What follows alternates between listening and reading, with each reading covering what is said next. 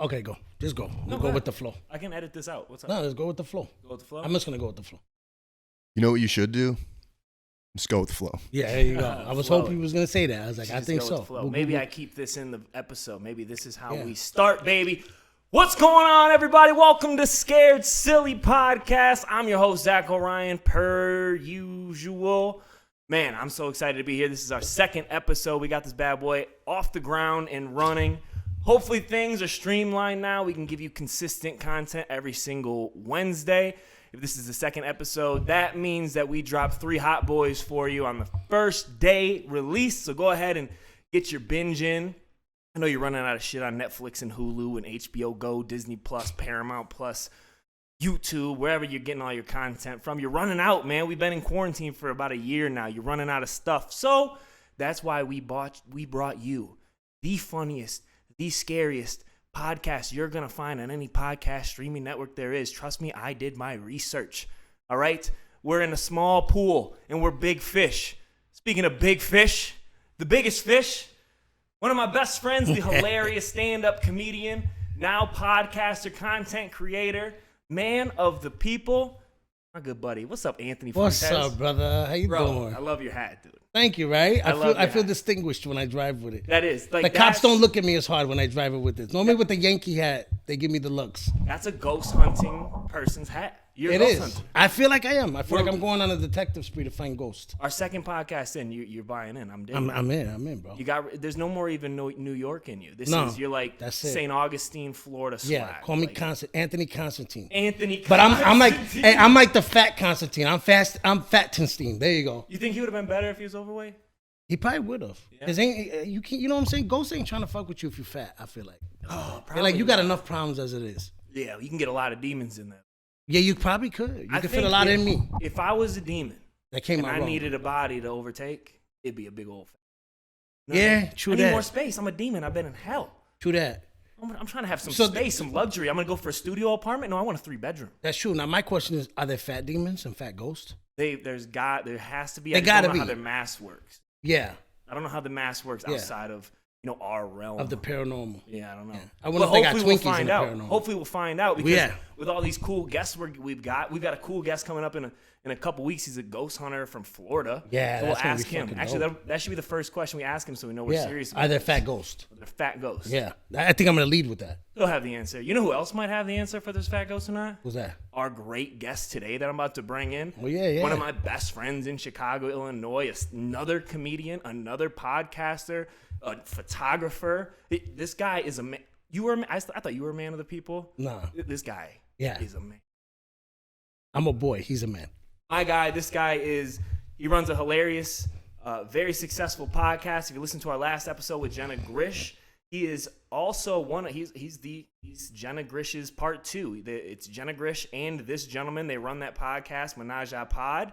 It's great. It's on the top 100 list for comedy podcasts. Anywhere you're listening to podcasts, everybody, I'm so excited to welcome on board my good buddy, TJ Sopoci, everybody. TJ! Woo-hoo! Thanks, guys. Glad to be here, man. Super stoked. I also want to say that I love the hat. Thank you. The style decisions. I do feel like that's buying in on the ghost hunting thing, so I support that decision 100%. Thank you. Don't you like that? I really do. Like the brim. Is there a certain age you got to hit before that looks cool? Yeah, you got to hit 40. You got to hit 40. If I'd have tried to pull this off when I was in my 20s, no.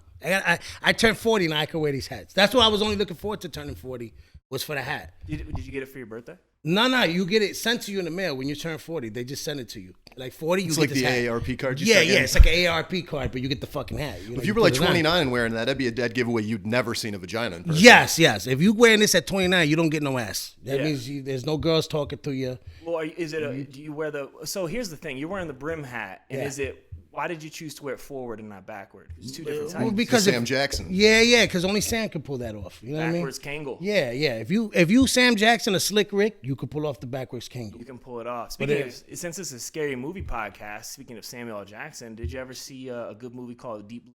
Of course, Deep A motherfucking shark ate me. Motherfucking shark ate me. That is one of my favorite monologues in movie history. Really? When Samuel L. Jackson gets it, because everything's going crazy, right? Yeah. Everything's going crazy. Sharks are eating people. People are falling in the tank. This is the first time all those CGI Mako sharks are ripping people in half. Yeah. And then everything calms down for just a second, and the man, the myth, the legend, Samuel L. Jackson, the highest paid easily actor on that movie, gets up on his soapbox and delivers that monologue, right?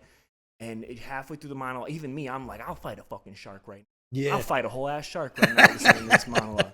I'll fight a shark right now. After you heard that. Boom! Out of nowhere, bro, the Mako shark comes and eats his whole body. I was like, this is the best movie I've ever seen in my life. Ever. This is the best movie I've ever seen in my life.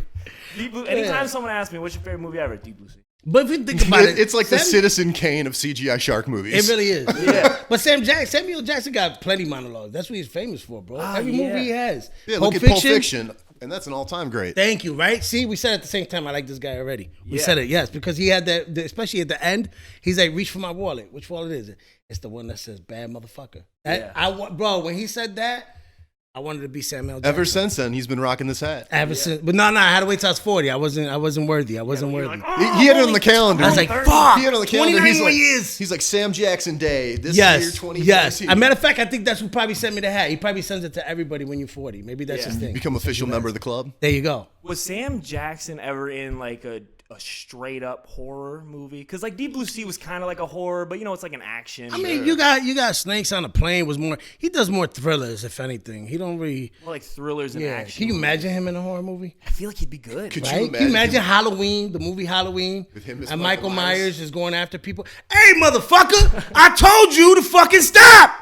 I'm gonna stab your motherfucking ass. Yeah, I don't care what mask Samuel L. Jackson's wearing. If he starts yelling at you, like, I know who that is. Yeah, you're not scared of. Yeah, you're not scared of Michael Myers no more. You're like, Michael Myers just told me to fuck myself. I'm not scared of Michael Myers no more. Who's your favorite? All right, so that was Michael Myers. What's your favorite scary movie?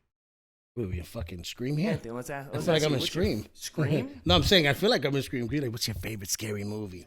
You're about to get murdered by both of us, bro. Favorite scary movie. You know what? Actually, I gotta say The Conjuring It's a good one. Part 2 and the Annabelle tied, because I ain't gonna lie, Annabelle? the second one.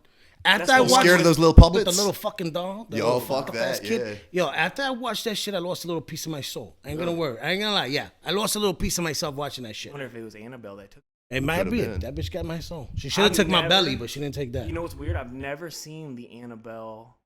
Oh, you should definitely. I'm gonna watch those before the next episode, Yeah. and I'll tell you about it. Before you buy into the entire series of Annabelle movies, The Babadook. Have you seen it? The what? Babadook, no, but I've heard about it. The Babadook. Babadook. It Babadook. It Yeah. goes on and off streaming a lot. It's like, I think, an Australian movie, maybe. Definitely one of the best horror movies ever. Definitely the best horror movie to come out in the last 10 years. It's fucking Yeah. incredible, dude. For our listeners, is it streaming anywhere right now? Do you know? I've seen it on Netflix. It goes on and off all the time. So, Babadook? yeah. I've definitely that up. heard about it, and I think it might even be like in the same world. Because here's the thing: I watched The Conjuring 2 here recently, and I don't know if you noticed this, but at the end of The Conjuring 2, when they're in the basement and he's taking the crooked man's little lamp downstairs, there's an Easter egg in that movie where you actually see the Annabelle doll down there. So I think the director or whoever made The Conjuring 2 may have done Annabelle as well, because it's not like a doll that looks like Annabelle. It's actually the Annabelle doll. That's and I terrifying. love, for our viewers out there that are looking for a good scary movie to watch, The Conjuring and The Conjuring 2 are great. And it's actually what we're not going to be talking about it too much on this episode, but in episode 3, we got another comedian coming on, and we're specifically going to be talking about the Warren family. The Warren family. We're going to be talking about the Warren family, because The Conjuring and The Conjuring 2 that's a true story. Yeah. Like they're based on a true story, and it was originally going to be called The Warren Files, because it was about the Warren family, like I the didn't two know that. people.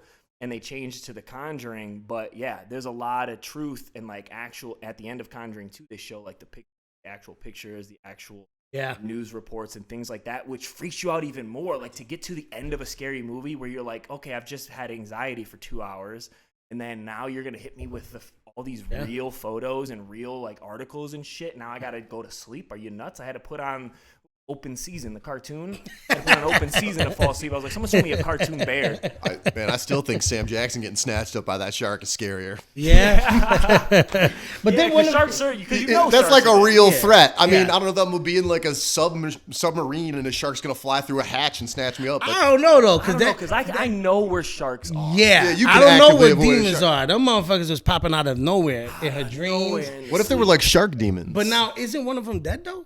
Out of the Warren family, aren't they both dead, or one of them? I know one of them recently died a couple years ago or last year. That's what happens. That tends to happen. Death. I wonder what death was waiting for her, man. Stick around long enough, you're gonna die. That's just what happens, one way or the other, brother. No one's ever figured it out.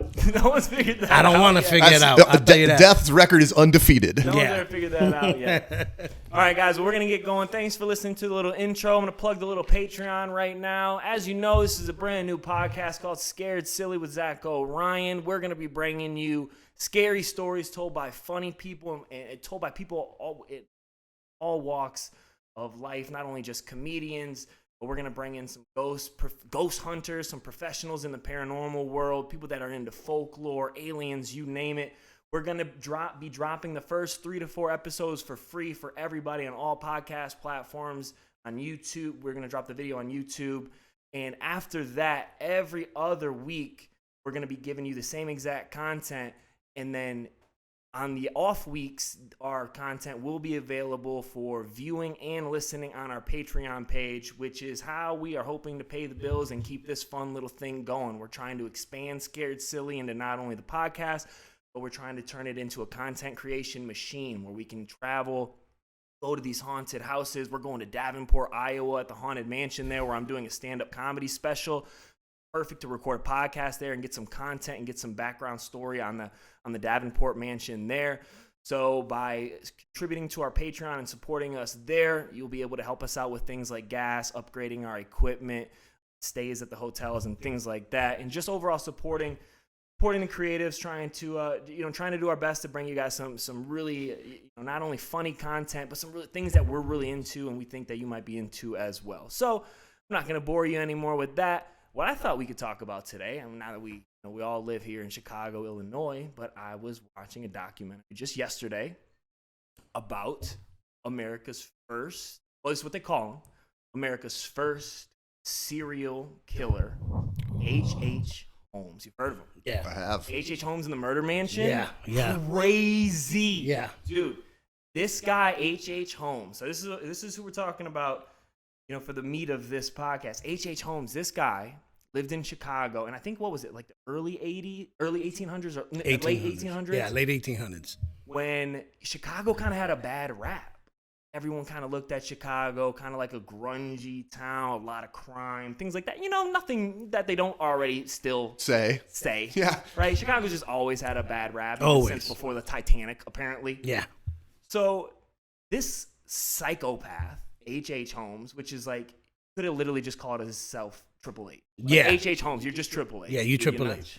So this guy, he's got a mansion that he calls a hotel, right? Because during this, the late 1800s, there's this huge festival, this huge fair coming to Chicago. Chicago wants to kind of change its, the way the world looks at Chicago, the way the country change their rap. They're like, okay, we'll have this festival. And this festival is literally drawing like 30-some million people. Sure. And apparently at that time, in America, there was only like 55 million people or something insane like that. So literally half the country was coming to Chicago for this event. And we're talking about people from like farm towns and just straight up cow lands who's never even seen like electric bulbs before. And they're coming to this place where like artists are putting together these crazy light shows. And that's when they first built the, in that fair or that festival was when they first built the, what called the big ass Ferris wheel. Oh yeah, the big ass Ferris wheel, like out on the pier. I don't know if it was on the pier at the time, but that's when they brought it there. So this is like a huge event. Well, this psychopath H.H. Holmes goes, oh, all eyes are gonna be on this thing, huh? Well, I'm about to convert this hotel that I own into a murder mansion, and just has like all these rooms converted to where there's cameras in the rooms, or like I think I don't know if there were cameras, but he could see in the rooms through like holes and things like that. And then in all the rooms, like behind artwork that was on the walls, he had a chute that would go right into the basement. So what would he do? People were coming in from all over the place. They didn't have a lot of money. They couldn't afford to like stay places. There may not have been enough places to stay because there's so many people there. He would let guests pay the money, come stay in a room. While they're staying in a room, this dude's got little like gas rooms. So when they're falling asleep, they pass out and blacked out. He's drugging them. And then he goes in their room. He looks through the peepholes. He goes in their room as they're passed out, takes them, moves the artwork, and just whoop, throws them down the chute, like the worst slide of all time, into the basement where he's got torture chamber. He's got all these things where he's ripping people's limbs off. But not only that, his biggest focus, because at the time, he thought about it, like this guy was kind of like not just a murderer, but a lot of serial killers are pretty intelligent people. You know what I mean? Like you got to be some. Who you telling? You know what I mean? Like TJ, you kind of look like you could be a good serial killer because you're intelligent, you're good looking, you're like out. if you invited me over your house, I'd be scared to go over. I look like I filmed the infomercial for the date rape drug. Yeah, for sure. Why are all serial killers so hot? I don't know, man. Every time I see a serial killer, I'm like, that dude, that's a hot guy. Sevens and I or say above. hot guy because not a lot of women serial killers. Yeah, very true. We should respect women more because they're not out here killing multiple people. They're not savages. If we're toppling the patriarchy, we should definitely start with serial killers. We need more female serial killers. I'm putting that out there in the world right now. So, ladies, if you're listening right now, I know Zacho's got a pretty big female fan base. If you're listening right now, women, we're recruiting serial killers. Start killing. Start.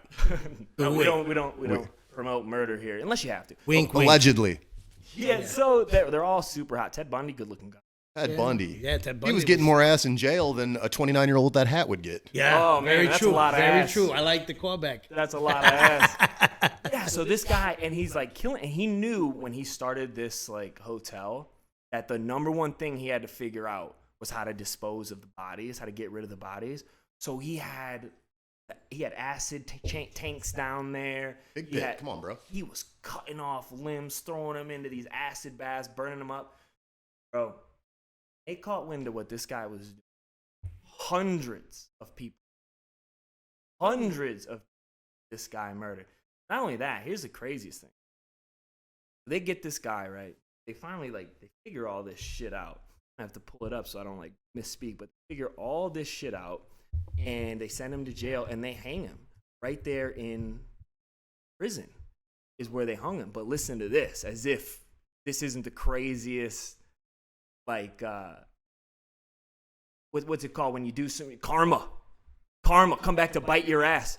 So they're like, okay, clearly you're a psychopath and you must die. Like, there's no way we're letting you back out into the world. So they hang him in this prison in Philly. Damn. And his neck doesn't snap. So, when you hang somebody, the neck snaps, it's a wrap. It's over. Yeah. His neck doesn't snap.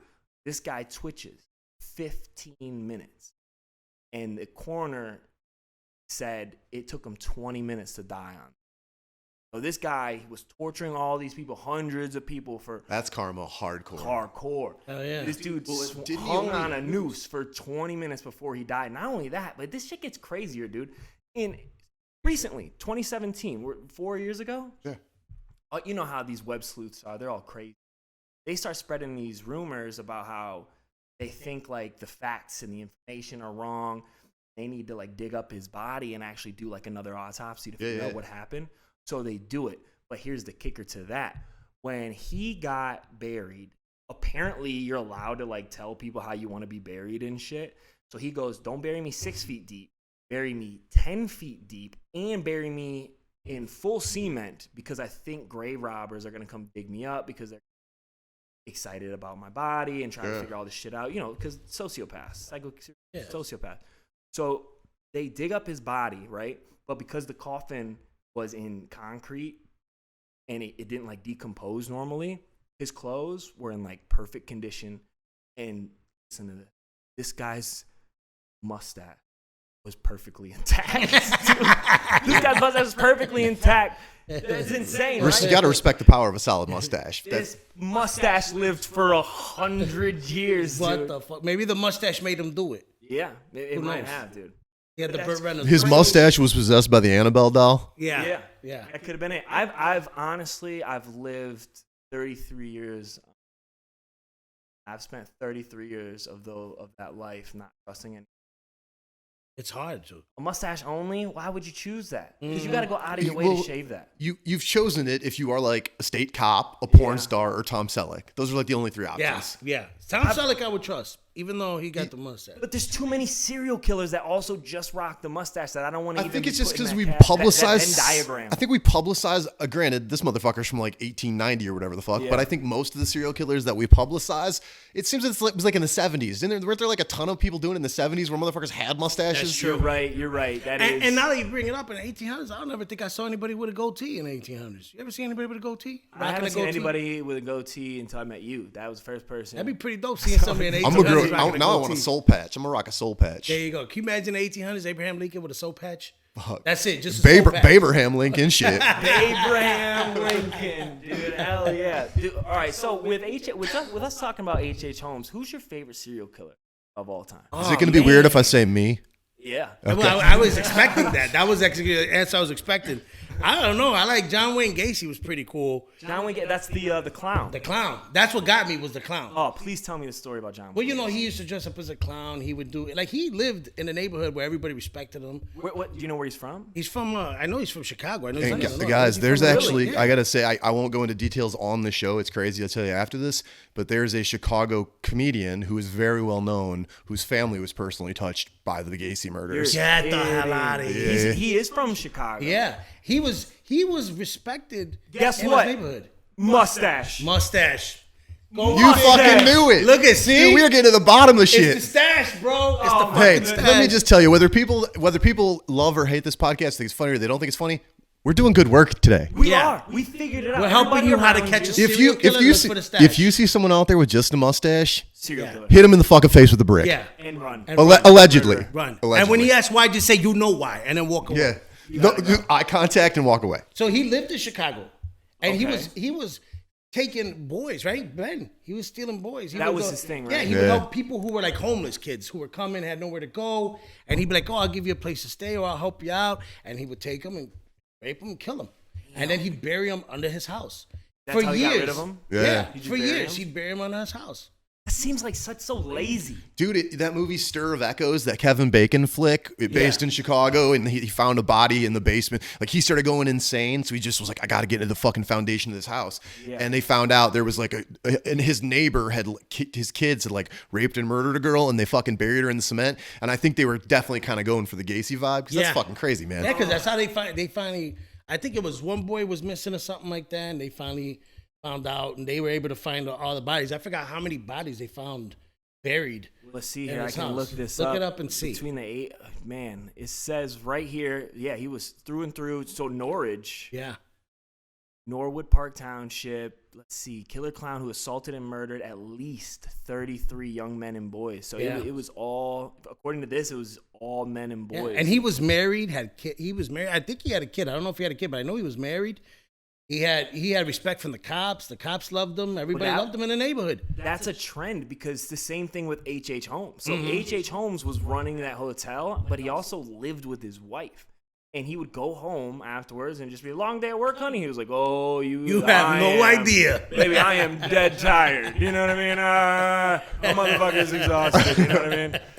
Yeah, so he would just wax his mustache and then go straight to bed. Yeah. Yeah, so they killed him. He was on death row, and they killed him with lethal injection in 1994. Man, dude, they did it. Didn't they do it at Statesville, bro? I think they did it. Yeah, I was literally living in Joliet when that happened. I remember watching that shit on the news. Oh, I thought you were gonna say you were there. I was. Like, holy shit. I was like 11 years old. I was like, look me in the eyes, motherfucker. You make her today. You had the injection. You gave it to him. I did. Like, I'll do it. I don't mind. And I did it in the style of like John Travolta in Pulp Fiction when he has to stab Uma Thurman. And he's just like, ugh, ugh. Oh yeah, there you go. So he tried to leave. So listen to this. He did leave, and he moved to Las Vegas, right? So he moves to Vegas, and he starts working for this ambulance service. And while he's like he's like a mortuary attendant, you know what I mean? So he's there for like 3 months, just like watching the morticians, embalming bodies and all this stuff. And this is a crazy person, so obviously he's gonna goofy shit. Yeah. So he ends up, they notice him doing some goofy shit. They're like, hey man, you're doing some goofy shit. So he confesses to getting into a coffin of like a deceased guy, a deceased teenage male, and just like laying with him and like hugging him, caressing him. And then he has like a panic attack while he's doing it. So then he calls his mom the next day, and his dad was like, yeah, move back home. So he moves back home and continues killing people. So he like moved to Vegas to like kind of escape all this shit and get away from it. But then because he like got all cozy up with that body, snugging, he big spooned a dead teenage boy. Yeah. Like, even weirder, he little spooned it. He little spooned it. He pulled that dead cold arm over his body and was like a fucking tauntaun carcass in Star Wars. Can you imagine seeing the motherfucker, catching him in the act? And seeing him sleeping in the coffin. Can you imagine walking in and seeing someone just like cuddling a dead body? Yeah, I'd be like, man. I don't want to imagine that. I don't know. That's crazy. Listen to this thing I'm reading. So one of his I think this is what he claims is the reason why he was killing men and boys, was one of his colleagues apparently when he was in Chicago got him all drunk, and he woke up and his colleague was giving him oral sex. So it like made him have this like weird. That like, didn't make me kill people. Yeah, you know what I mean. Yeah. I mean, sometimes you fall asleep, you wake up, and your boy's blowing you. I mean, fuck it. So you wake up and your boy's sucking your dick. I mean, this happens. You know, these things happen. You don't get, you know. Yeah, stop being a prude. Yeah. But that made him feel weird, and like then he was like, you know what I have to do? I have to kill a bunch of innocent people. Psychopath. And it's weird though. They have some sick. It's always some sick agenda. What is it? Richard Ramirez, the serial killer? Oh yeah, the Hollywood. Fucking psycho. The Night Stalker. Yeah, the Night Stalker. He's freaking Hail Satan. They always have an agenda. They have an agenda. All serial killers. They always end up having like some crazy like childhood. Yeah. And, like, but I don't think John Wayne Gacy had that bad of a childhood. No. Is there a good documentary? Anyone listening here can like tune in and watch a documentary? I think there's a movie about it. Yeah, I think they made a movie of John Wayne Gacy. I think it's called Gacy. I think it's called Gacy. Oh, you're right. And I think it's on Netflix, right? Oh, it might be. I don't know. It's possible. Netflix got everything. Now I'm starting to think Netflix might know some serial killers, bro. Listen they got all the serial killers on Netflix. It's like how you get the direct connect to Ted Bundy. Yeah. Who you know. Up. I don't know if you knew this, but he had one. He called it his rope trick. But apparently, the way he would murder his victims is he'd place like a rope tourniquet around their neck, and on the other end, slow in it until they either like died of asphyxiation or like broke their neck. Yeah. 2003, the movie came out, and all of his victims were killed between 3 a.m. and 6 a.m. Probably after the club. I mean, going out to the club, getting some poppers, coming home. Yeah, strangled by a guy dresses as a clown. What a bad night. I wonder if he dressed as a clown at any time during this. Because I know he played a clown. Probably. His first clown name was Pogo the Clown. I wouldn't trust anybody named Pogo the Clown. I ain't trusting nobody named Pogo. What about you? Who's your favorite serial killer? That's a tough one, man. I was going to go with Gacy, but honestly, since you brought up Ramirez, I'm a big fan of his because, first of all, he was ugly as fuck. Those teeth were jacked, man. We have this theory about good-looking serial killers. He was not a good-looking serial killer. Yeah, he doesn't fit that bill. He does not. And if you guys out there, if anybody's a fan of the show American Horror Story, the most recent season of that, which was very like 80s themed, he was the primary like evil protagonist. And there was a bit of a furor around it because the actor they portrayed to be him was like incredibly good looking. Really? And people were like, you seen this motherfucker's grill? That is not what this dude looks like. What the hell? I haven't seen that. I watched it. Oh, it's good. Really good. Is it like based loosely on him, or was his name? No, like his Richard? name was actually involved. He's in the movie. He's in the show. He's in the episode. It's like camp time. Yeah, it's like a summer camp. They try to give you that feel of Jason, like Camp Crystal Lake. Yeah. Yeah, because I watched the documentary that they just on him.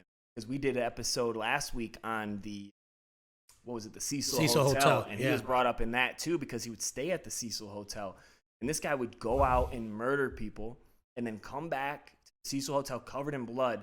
But because the Cecil Hotel was right on the corner of Skid Row, where it's just like literally like the most poverty-riddled place in the country, no one even asked questions. They're just like, oh, covered in blood? That's seems usual. Story checks out. Yeah, and he just goes stay there. And it was so hard to find that dude because he had no, like there was no, like I only kill guys, I only kill girls. It was random. Like he would just wake up like, well, that guy's dead. He'd look out the window and I'm going to kill that guy.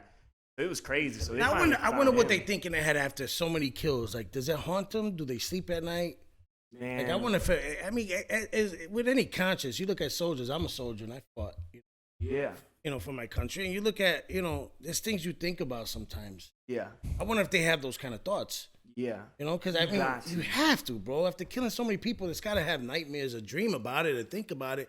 It's got to eat at you a little bit. I don't care who you are. They say if you look up, so I think we can assume that most serial killers are sociopathic narcissists. That's a pretty common thing amongst them. And if you look up the leading traits of classical sociopathic narcissists is like lack of empathy. They do not feel anything for anyone. They don't have regret. They don't look back on things like, oh, why did I do that? They just do the shit and move the fuck on. Yeah. So that's kind of wild. It's gotta be like the only thing I can think to have like a lack of empathy that runs that deep, have like some sort of chemical. It has literally some sort of like mental. Yeah. Because there's no way like even if you're mentally stable and everything's firing on all cylinders, and even if you get so angry, I can think about it, like even if someone someone hurt my mom or hurt my parents, kill that. I can only imagine like maybe in the heat of the moment being like, no, I'm justified in doing that, but like I still, a part of me would just be like, why, why did I do that? I just feel like I would have some sort of like regret or empathy or like. Maybe there was a different route. I just don't understand how people not only like kill people, but like hurt innocent people. Especially because it's not like these serial killers are doing that. Like these serial killers aren't killing people that they believe these aren't a bunch of Dexters. They're just killing whoever they feel they want to kill. They're just killing random people, and I just can't understand like why anyone. I'm wondering if those places, like if you think about it, where those crimes occurred. I think they tore down Gacy's house. Oh, for sure. Yeah, pretty sure they tore it down. But I wonder if there was ever because his wife lived there with him at a time. I wonder if they was haunted. I mean, because you figured all those dead bodies under there that were killed, unjustly, like you said. He just picked random kids who were just coming off the street or were trying to run away from home. Yeah. I wonder if you feel like, any type of like haunted, because it's got to be some spirits in there that are. Off. I would imagine, right? Because they always say usually the spirits and the hauntings are coming from places unfinished business, or his body wasn't like buried correctly, or there wasn't like, you know what I mean? There wasn't like a religious burial or a Christian burial or however they'll say it. That's like in Chicago, the Biograph Theater. You guys ever hear about that? In the alley? That's where. Yeah, it's the Nederland, no. That's where John Dillinger was murdered. Oh, that one. But a lot of people say he haunts the alley to this day, and a lot of people think it's because a lot of people to this day think that John Dillinger didn't die, that he wasn't gunned down there. They feel that the FBI set it up and sent some guy named Jim Stewart or something like John Stewart, and that John Stewart from The Daily Show. Yeah, they set him up to die as John Dillinger because the family said they didn't recognize the body when they showed him it. Yeah, so they say like he's unfinished, like they murdered him innocently, like he had nothing to do with it. Because he wasn't John Dillinger, and they say that that alley's haunted. Now they're saying if you just walk down the alley. Yeah. Well, dude, it's crazy because Chicago's known as being one of the most haunted places in the world. It and is. Right near, I work in the Wrigley building, and 3 of the most haunted places are literally within like 500 feet of my office. But I'm sorry, what was it you were just talking about? What was the last thing you were just saying? John Dillinger. Oh, yeah, the alley. Oh, so the Nederland Theater, which is like right around the corner from my office. Around the 1800s, there was a large fire, and this building was supposed to be fireproof. And there were, I believe, close to 2,000 people in the theater, and 600 of them died. And because they were locked in the theater, the fire escapes were closed. And because there were so many deaths, they actually had to temporarily store the bodies in the alley, like as a temporary morgue. And that alley was called Death Alley, and it's still considered like one of the most haunted places in Chicago. That's crazy. It's downtown, yeah, in the theater district, right behind the Nederland Theater. Wow. Is there any? Where I'm from down south, there's this little, a very long dirt road. It goes for miles and miles. I don't know if you've ever been. It get like dark nighttime down south. It's like nighttime. Yeah, you don't see light shit. Pollution. Yeah. You don't see shit because even our downtown isn't like a downtown here where you've got. Yeah, it's like 2 stoplights and a clock tower. Yeah, for real. Like our biggest building downtown in Beaufort, South Carolina is like 3 stories. It's insane. And it's like the church steeple. Right, exactly. Yeah. And so there's like this very long like dirt road that and it's like a 4-way stop. If you go down there and you flash your light, see eyes, it's a direction. Kind of like Resurrection Mary, bro. Yeah, I remember when me and you were talking off the podcast, you had brought something up like that about, is there something like that in Chicago you were saying? Penny Road. They say Penny Road's like What's that. Penny Road? Like it's a road, I think it's in Barrington or some town. It's a suburb. And supposedly it's the same thing. Like you could see eyes glowing, staring at you. Just driving down there. I'm wondering if this is the same thing I'm thinking about. So the one I'm thinking about, it's the Resurrection Mary, and it's like a Willowbrook it's in. I heard about the Resurrection. And it's same thing, man. Like you drive down the street, you flash your lights, she comes out of there, she's in a cemetery, you see the eyes and sometimes like the outline of her dress or whatever. Wow. Yeah, and it's definitely like one of the more like well-known. You know where that's at? I'll find out. Man, because that's something like, that shit scares me, you know what I mean? But I feel like I'm more curious than I am scared. Yeah. You know what I mean? Like, I still, like, that shit scares me, but I still want to go do it for some reason. Like, if you tell me to go to the bathroom, turn off the lights 3 times and say, Candyman. What a great fucking movie that is, I just want to do it. Yeah, Candyman. And there's a new one that I don't think got released yet because of COVID and stuff. Yeah, and wasn't going to be directed by Jordan Peele? Yeah. Which, that's fucking incredible, man. It's completely done. I have a friend that's actually in it. Miriam Moss. Shout out to Miriam Moss. My friend got booked in Penny Road in East Dundee, Illinois. In that movie, and I think it's supposed to be out, but I'd love to see it. But yeah, so like this is in Barrington. Yeah, it's in Barrington. It says among the phenomenal, I don't know, associated with the, I can't read. Phenomenon. The phenomena. I just feel weird saying phenomena. You got that wannabe first language is Spanish. Phenomena. You imagine Puerto Rican trying to say phenomenal, man. Associated with this spot are glowing orbs and a mist, a disappearing house, and a black car, and the sounds of someone walking through the leaves. It is said that the photographs taken of the cemetery always fail. The photos do not develop, or the camera will be lost. And this is at the White Cemetery in Barrington, Illinois, on Penny Road. I'm gonna post. We need to go. We gotta go. We gotta go. I'm trying to post some of those pictures here when I post this clip. Now I'm curious what kind of car it is. It says a black car. Oh, what do you think? It's always a black. It's always a Hearst. Could be. Could be one of those. Pretty like a real like a tricked out caddy one though. Yeah, it might just be a real. Well, because a lot of this stuff, the reason Chicago's so haunted is because of the gangsters. Yeah. In the 20s, in the Roaring 20s during Prohibition era. Yeah. What is it, Holy Name Cathedral? That's another haunted place because of Al Capone. He murdered some guy right in front of the church, filled the church full of bullet holes, and they said you see orbs flying around there. All this, John Dillinger spent time the Congress here. Theater. Babyface Nelson was murdered close by here, not too far in Illinois. Yeah, Didn't the Valentine's Day Massacre happen in Chicago? Yeah, happened in Chicago. Well, yeah, I mean, and if you like when I was, dude, if you guys I don't know why people think so much crime happened. I know. It's so weird. I know. Right? Man, if you guys ever do like an episode, like if you like get out in the streets and do it, there is seriously a corner in Chicago, like right downtown, where like 4 of the 13 most haunted places are within like a 3-block walk. You've got Fort Dearborn, which is right at the corner of Michigan and Wacker, where the Potawatomi killed like 180 settlers, and it was supposed to be haunted. Then the East River Massacre, where the boat went down the East River on Chicago River, literally right there on the Riverwalk. So all those places where the Riverwalk is, it's all buildings that, like, again, temporary storage for dead bodies when they were hauling out the 2,000 or so dead people off this fucking boat. And so now all that Riverwalk's supposed to be haunted. The fucking Fort Dearborn, the Tribune Tower, like, dude, everything down there. It's fucking crazy. We gotta go there, bro. We gotta go. We gotta do an episode there. Hotbed of ghosts and paranormal. Dude, we're gonna go out and make some. We have to. You know what you didn't talk about though with H.H. Holmes? What's that? The theory that he was Jack the Ripper. Really? Oh, I didn't know that. Yeah. Yeah. Talk about it. Tell me about it. There are several theories that him and Jack the Ripper are the same person. Now, I don't know a ton about these theories, but if anyone listening, you give it a quick Google. There is a lot of shit out there. I think most people who are like true historians of this have come to the conclusion, close enough, to the fact that they were not, but there were similarities in their MOs and the times that they did it.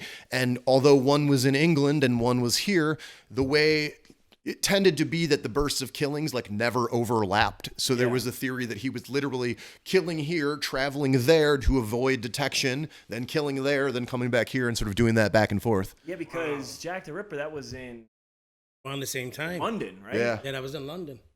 Yeah, and I've heard a lot of theories about Jack the Ripper. Some say he was a Freemason, and that's why the Freemason were looking out for him. They didn't want him to get reported or get in trouble. I've heard a lot of things, but I didn't know that. That's really interesting to know that H.H. Holmes might have been. It's possible. How was travel in the 1800s? Did you need like a passport? No, I doubt it. You probably just got on a a boat and go. Got on a boat and left. I'm going to America. I'm going to America. America. They killed too many people here in London. They're on to me. Yeah, let me just get on the first boat out of here. You know, these Jack the Ripper people are called ripperologists. Are they really? You could be a ripperologist. A ripperologist. That sounds the name of a terrifying, like, finishing sex move. Yeah, there you go. The ripperologist. The ripperologist. I'm fucking out of here, dude. That's what they do right before they deliver a baby. Yeah, ripperologist. Yeah, Yeah, it does sound like that. You know it also sounds like you could say ripperologist. It sounds like a therapist for rappers. You know why? H.H. Holmes went by H.H. Holmes. Why? This isn't a fact, but I just figured. Oh, okay. Because his real name is Herman Webster Mudgett. Oh yeah. Got to go by a different name. You can't scare nobody. Where did he get the other H from? Where did he get any of that from? H.H. Holmes from Herman Webster Mudgett. Hell of a lot of dead bodies. Yeah. There you go. H. That's crazy. Yeah, you can't scare nobody with a name like that. Herman Webster Mudgett with a mustache. You got to change it. Yeah, you got to. You can't scare nobody with Mudgett. Well, that's our talk about the ghosts of Chicago. H.H. Holmes, man, that's been a lot of fun. We're gonna go on to one of my favorite parts of the podcast. We're about the 40-minute mark, discussing history. Holmes, Jack the Ripper, Penny Road. Penny for your thoughts. And entertain that like intertwines there. Penny Road, Penny. Wait, if you see a man with a mustache and he's tossing a penny, murder that motherfucker immediately. Yeah, that's immediately heads up. You gotta bounce. You gotta go. Well, TJ, one of my favorite parts of the podcast. I want to hear your favorite. That whatever you think is the best, whatever, just the best experience you've had with the paranormal, aliens. Sure. I don't know anything about it. Just give it to me. What's your favorite scary story and delivery? All right, I'm ready, man. All right, guys, let me set the stage for you. I was seriously 6 years old. My family moves into a house. It's on the bad side of the town I live in. It's a large home, but very dilapidated. It's easily 100 years old. And one day I'm like playing in the neighborhood. There's a kind of an unowned parcel of land directly next to our property. So like a group of kids were fucking around by that tall grass, and we see this like hard kind of stone like jutting out. I'm like, oh, what the fuck is this thing? So pull the brush aside. And to be clear, as a 6-year-old, I was not like, hey, what the fuck we found here? No. So we're like, what is this thing? So we pull the brush aside, and you see it's like a fucking gravestone. And the years line up to like late 1800s, early 1900s. My memory doesn't quite recall now, 30 years later. And then we're like, wow, what the fuck is this, man? So we start going through the brush some more. I got like 3 kids with me, and as we're going through it, find another one 10, 15 feet to the right of it. And now we're like, dude, what the fuck? Why are there like gravestone? And being honest, we probably were saying what the fuck, I was a hooligan, but whatever. Yeah. So we're like, why are there these gravestones all over this brush? So keep looking and call another couple kids over. Now we got like 6, 7 kids over. Find a 3rd gravestone. So search the next couple days. Anytime we can get out to play, we're looking for fucking gravestones. Do they have like writing on They have names. They have dates. So they're for sure. These are like legit gravestones. There are like people's names with like a start of life and an end of life. Are they like in the ground, or are they just They are just askew. Okay. So we're like, man, this is like fucking weird. You can't, we're trying to figure it out. So this is definitely pre-wide adoption of the internet. So it's not like, oh, I got on my AOL online and I just Googled these people's names. No. Just go to the library, looking up public records, trying to find these people's names, trying to like just determine who they were, like asking adults, but in a real coy way. And over about a 3-year span of me living there, every kid in the neighborhood over time like started ascribing to this almost like cult of figuring out like who the fuck these 3 people were. And like my older sister got involved. There's probably like 20 kids, man. We would like have seances and play on the fucking Ouija board. And over time, you would like we started to see shit. So there's a big cement factory that was like right next to our house, Welsh Ready Mix. And one night we're a group of kids playing outside, and we see what looks, it's like probably 9 o'clock, right after the lights went down. We should have gone inside like a summer night. And we see what looks like the outline of someone like going over this like fucking cement wall. Right away, I'm like, dude. Like climbing over? Yeah, like literally it's 9:30 at night. Not even climbing, more like floating. Just this like heavenly body kind of going over the top. So we do what fucking 6 or 7-year-old kids think are a good idea to do. We break into this place. Yeah, hell yeah. Just B&E. Oh yeah, B&Es, dude, all day long. So scale these walls, and it's like giant cement factory. So there's like huge gravel piles everywhere, a couple structures in the back. Some are equally dilapidated. We do this, don't find anything. Nothing that we can, I mean, we're going all around. we see like some lights going on, like there's night security guys, so we fucking freak out, we bug out. So every night we go back. Anytime we get away from parents, we're in there trying to like find shit. So eventually we get to this back structure in the building, and there's like what appears to be kind of like a small shanty town. Looks like a homeless dude, like he's got all his belongings. Just one dude, he's got a pretty elaborate setup. So we're like, that's what we're doing there. We explain like, hey, we found these gravestones that started this fucking goose chase. We think the neighborhood's haunted. We started to the homeless guy? Yeah, this homeless dude. And we're like little kids, man. We got like literally 5 or 6 like little fucking kids talking to a homeless dude in the back of an abandoned shack on some private property. Your parents didn't give a shit. Dude, we were poor as fuck, bro. Like it was like free range parenting. They were like, all right, there you go, little guy. What can you get into today?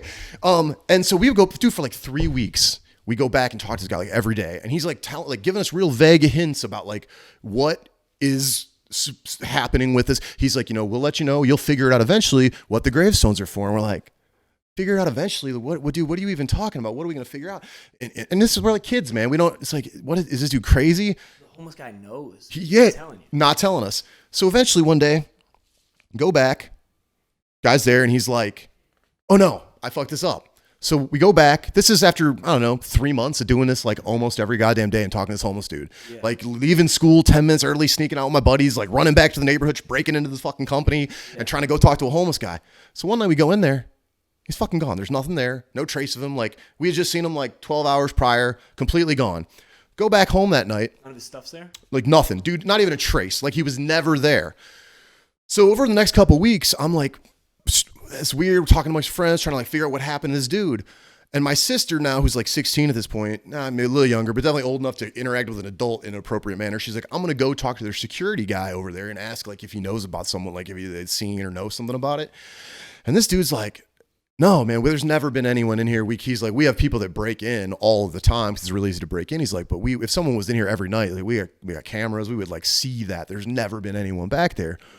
And my sister's like, well, and he starts explaining that the kids that we were going in there and that we were confused about what was going on with these gravestones. So the guy comes, he's like, oh, well, you guys don't know the history of your house? We're like, no, what's the history of the house? So the dude, our old house, this old Victorian dilapidated ass house was a funeral home. Oh, shit. This dude was like the worst mortician ever. Like he wasn't committing like terrifying crimes, but what he was doing is when people like were not like paying for the funeral services, he was literally just disposing of bodies on site and throwing the fucking stones in the thing. So somewhere on our property was fucking dead bodies. Dead bodies just chilling. Just fucking chilling, dude. And so as a kid, that's fucking trippy. And I was a pretty intelligent kid and it fucked with me hard. And I always loved scary movies. And until I was probably like 20, the amount of like paranoia fear that I got, that I think that was like seeded in that moment, just being like, holy fuck, I'm a little kid finding out all it's like mind blowing realities. Like I'm literally living in a home where like they got rid of dead people and it's kind of fucked up. And scary movies, I remember like running down a hallway and you'd see a door and I'd have to like leap past the door to like, oh, they're going to get me. I did that shit. I was like 20. Yeah. Damn. Well, at least the mortician was getting rid of the bodies and not cuddling with them at night. Yeah, like, he wasn't sleeping with them. Did the mortician have a mustache? He probably did. And you know what's crazy is in like down in the South Burbs, there's another story of almost the exact same thing. A dude who just like people weren't paying their bills and he was just chucking the fucking bodies and tossing the gravestones. Did they ever figure out what happened to the homeless guy that y'all were having all these conversations with? No fucking idea, man. I'm still to this day convinced that it was just like some neighborhood ghost. Like, for sure, dude. Could have been one of the, and he said it was people who didn't pay, and he was homeless. I'm just saying, a bum ain't gonna pay for his funeral. I'm just saying. Wait, when we moved into that house, the door knocker was a mustachioed dude with a penny tossed in the air. There you go. See what I said? I don't even know what a door knocker is, but that just sounds. That's how you knock on the door, bro. I'm broke. We couldn't afford that. We had. Our door knock was a pebble or a penny against the window. Mira! He's in the South Bronx. We don't get door knockers. Here. Open the fucking window. That's crazy. What city? Where was this at? Where? Joliet. Oh, so this was here. This happened. Yeah. South suburbs. Holy shit. Chicago's all fucked up. Chicago's really fucked up, and the morticians here suck. Now I know. Don't get buried. People from Chicago listening to this be like, Joliet ain't Chicago. Yeah, right now they're pissed off. It's close enough. It's 40 miles. Now, if I ever die, don't get buried in Chicago because you might not get buried. You might get disposed of. Damn. Well, that's a dope ass story, guys. We're at the 50-minute mark. we're wrapping it up. That was a hell of a great episode. We learned a lot about Chicago, John Wayne Gacy, H.H. Holmes, Anthony can't read in English. Yes. TJ. Phenomena. Where can we find you, man? Sure. Follow me on Instagram at Chicago Cafe Racer. Follow our podcast on Instagram at Menage Podcast. You can listen to us anywhere you can find podcasts. If you are in the Chicago area and you're a fan of seeing live comedy, I'll be performing at My Buddies on March 3rd and Mojo's in Plainfield on March 9th. Nice. Anthony, anything else to leave him with? Man, I just know that I'm about to be very careful. Now I'm not going to walk through Chicago worried about getting mugged or beat up. I'm going to be worried about ghosts fucking me up. I don't feel like... I actually I'm looking at places in Bora Bora. There you go. We got to go to a culture where the men don't have mustaches. Yes, there you no go. No mustaches in Bora Bora. No I've mustaches never in seen Bora one person Bora. with a mustache. Like, where are you from, Bora Bora? You've never. Yeah, you never see somebody with a mustache. You've never seen that. Guys, we're out of here as always. Anthony Fuentes. Yes, sir. Thank Zach you. Orion, our lovely guest, TJ Sopoci. Until next time, thank you. Keep tuning in to watch Scared Silly Podcast. Support us on our Patreon if you can. See you next time. Peace. Peace.